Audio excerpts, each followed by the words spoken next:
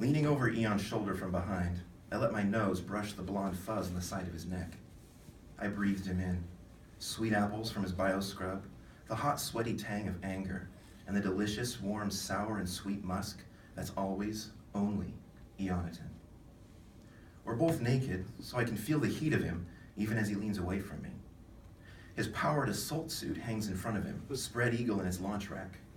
Similar suits hang in rows to either side where other naked men and women are performing final pre-launch checks. The suits look like bulky cerametal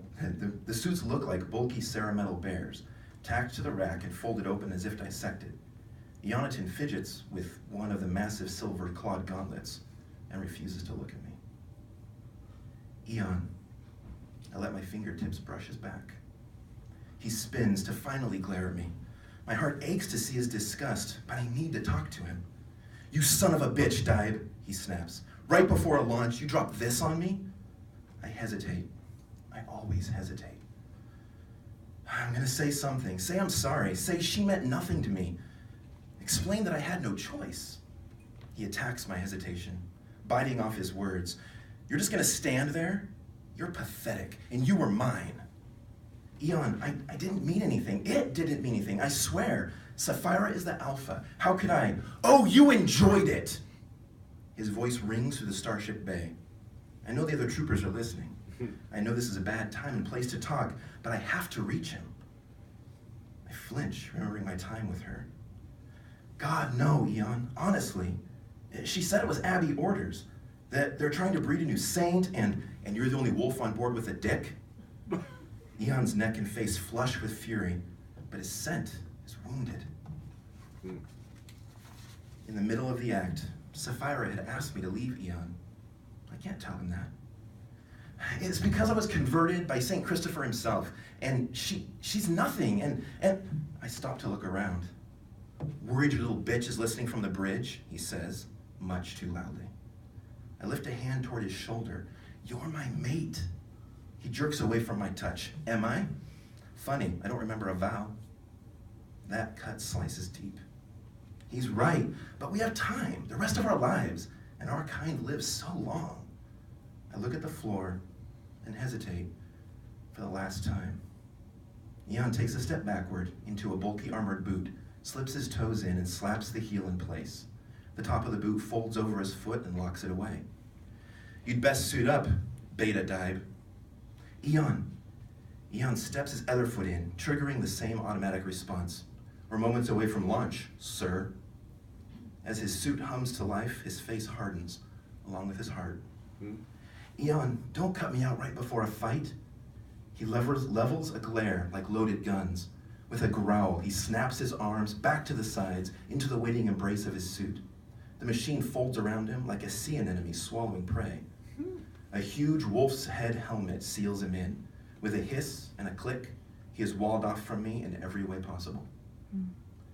I move back to the launch bay door, my bare feet slapping the Starship deck. Reflected in the window, I can see the row of suits behind me, the naked troopers sealing themselves all in, all along the line. They smell spicy and sweet, like arousal, like teenagers at a dance. Arousal is never very far away for us. Looking past their reflections through the window, I take in the glittering night side of the planet Faithfall, an arrogant human trafficking hub, named and operated by the godless. But Faithfall isn't our target, not directly. The target is a bloated pleasure cruiser yacht sailing past only a few hundred yards away. To them, we look like a cargo frigate and show up on scans as completely free of any weapons, because at the moment, we are.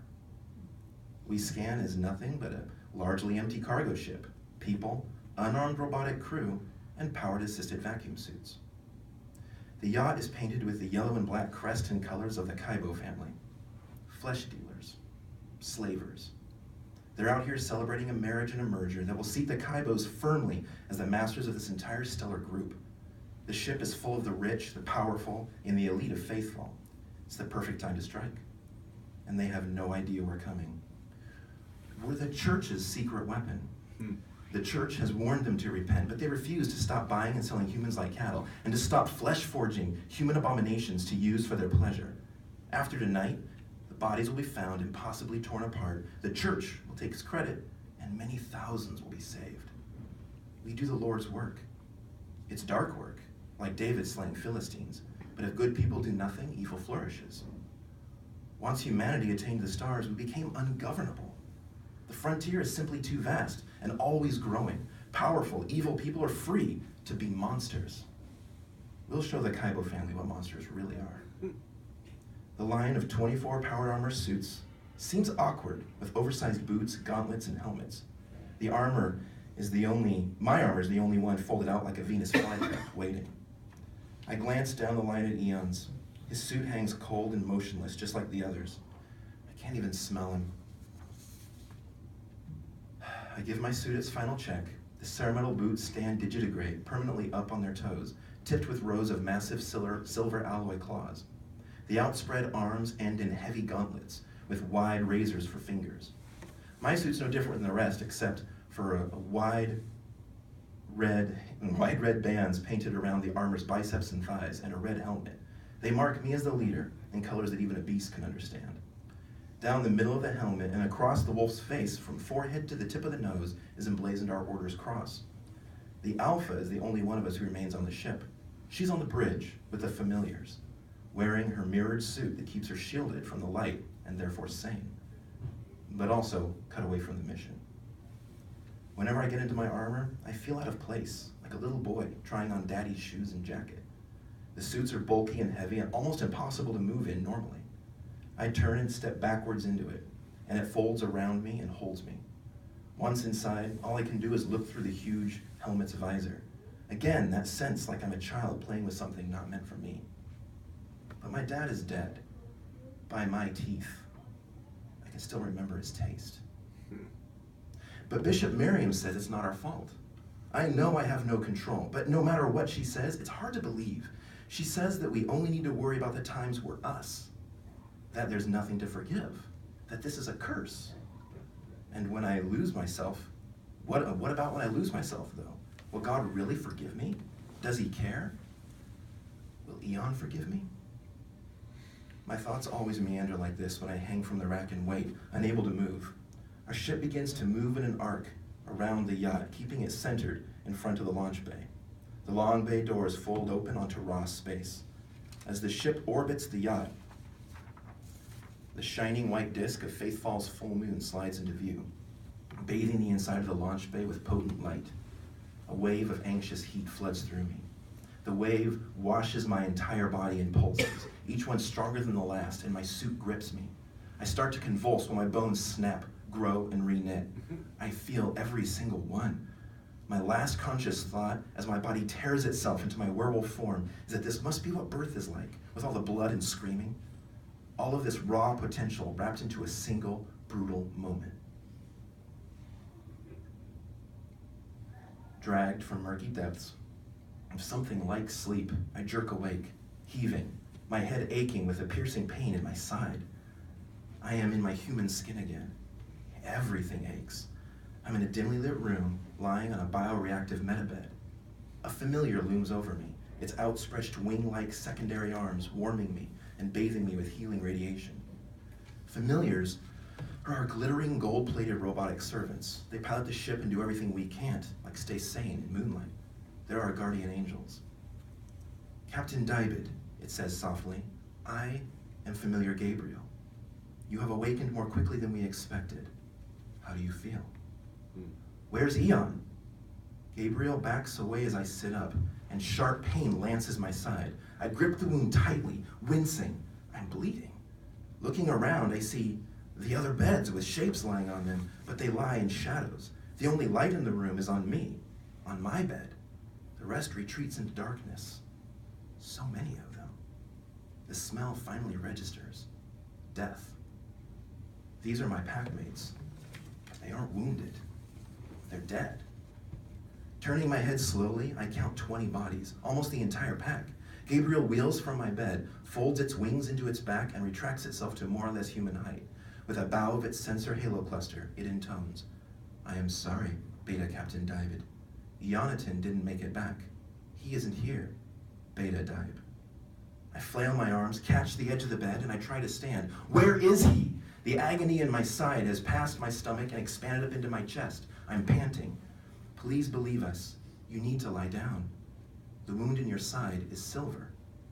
Lie down, and your wolf memories will return to you. You must lie down, or you will die. Silver? The torment in my chest grows. Scent of my own burnt blood thicken my nose. Silver, metallic moonlight. A cut from silver festers and burns like poison. Just touching silver singes the skin. Why something so linked to our strength should also be our weakness, I don't know. Nothing silver's allowed on our ship, except the claws of our powered armor. Although some people ignore that rule. Eon did. He hated being told what to do.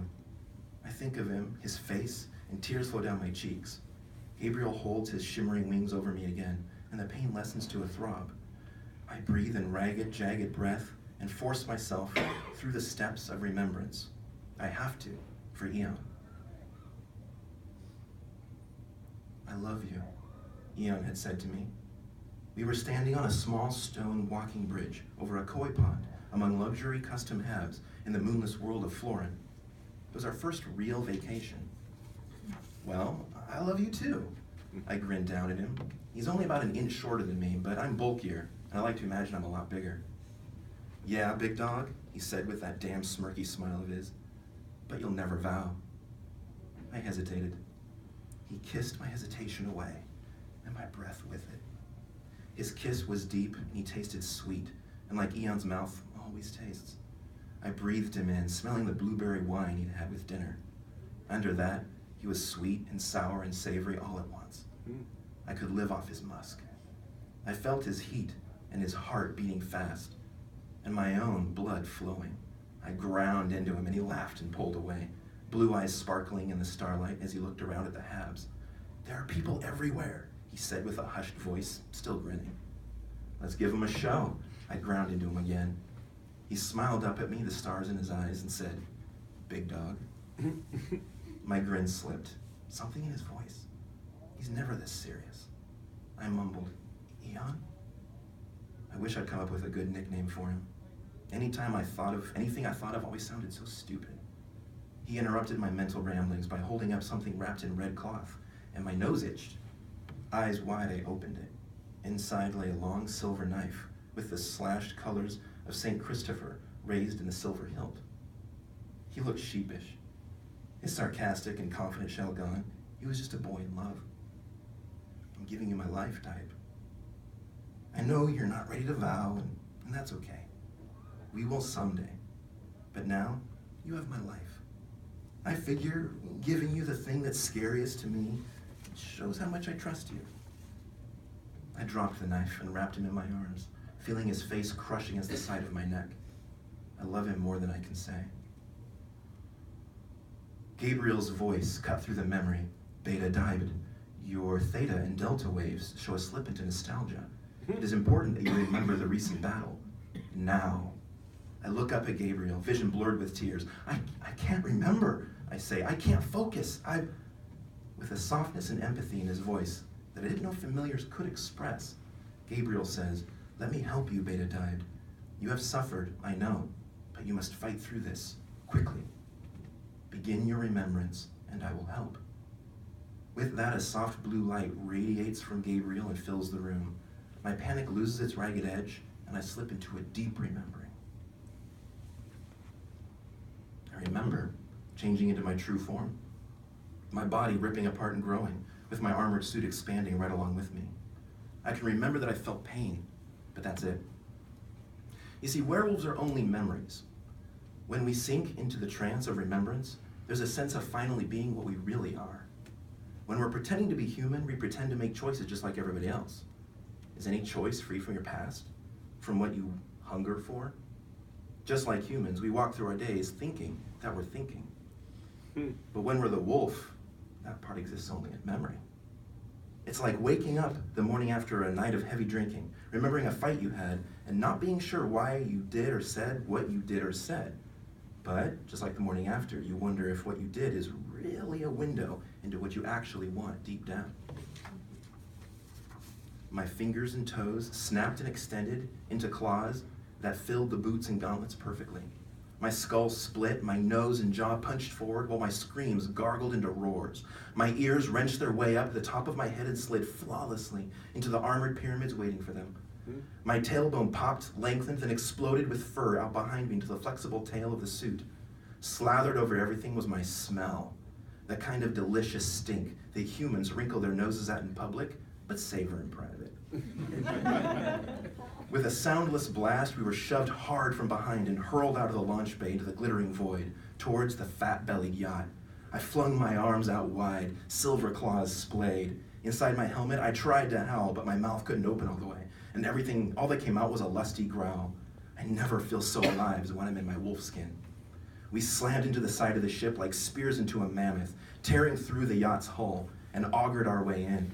A blast of air hurled back one of my claws, and I knew I'd pierced the yacht's vacuum seal. I peeled the gap wider and crawled inside, digging my claws in to brace against the outrush of air. Alarm lights flashed in the silence. I was in someone's cabin, plush with the glint of wealth. To my left, a couple making love was sucked out through the hole that gaped behind me. I caught one last horrified look from a sour-faced girl. No human was getting off the ship alive. She didn't know how lucky she was to die as herself. 2 heartbeats later, the pleasure yacht automatically sealed the hole behind me with polyalloy. Somewhere, someone's console would have reported our attack as a micrometeor barrage. The yacht was likely calling Faithfall to report the incident, but finding their comms jammed.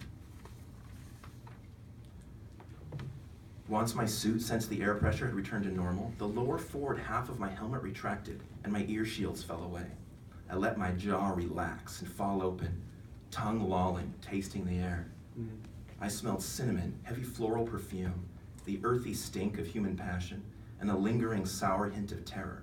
I threw my head back and howled. 1 heartbeat later, I heard 23 howls singing back. My pack was with me on the ship. Thank you.